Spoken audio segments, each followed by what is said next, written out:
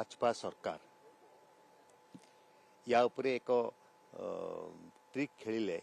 जो थी कि महिला संरक्षण बिल पास न हो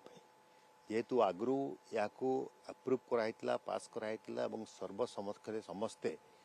या सपक्ष भोट देते से समय डिलिमिटेशन को या सहित मिसईकी आनिबार उचित नथिला तेणु डिलिमिटेशन गोटे अलग कार्यक्रम जो विभिन्न राज्यर ग्रीवांसेस रोचे एड्रेस कराई था महिला संरक्षण बिल को सेपरेट भाव में अप्रूव कराई था किंतु सरकार चालाक करी दुईटा जाक एका संगे मिसईकी गोटे राजनीतिक उद्देश्य साधन करने कले जो कि विभिन्न राज्य या विरोध कर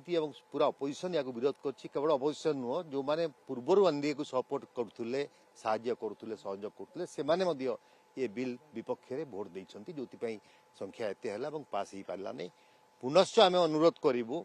जे केवल महिला संरक्षण बिल आसू एवं ताकू पास करा जाओ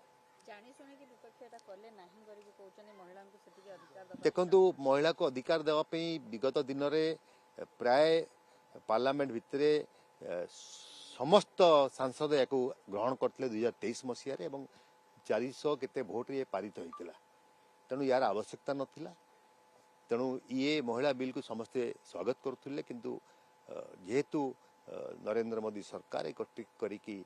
डिलिमिटेशन आने व्यवस्था करते से पुराना सेंसस अनुसार तक आने व्यवस्था करते जो प्राय समस्ते या विरोध कर ये विरोध जायज तेणु आम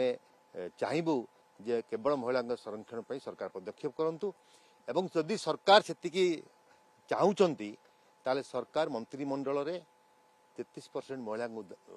मंत्री करी सूचाई दिंतु जे नरेंद्र मोदी सरकार कितना आग्रह अच्छा।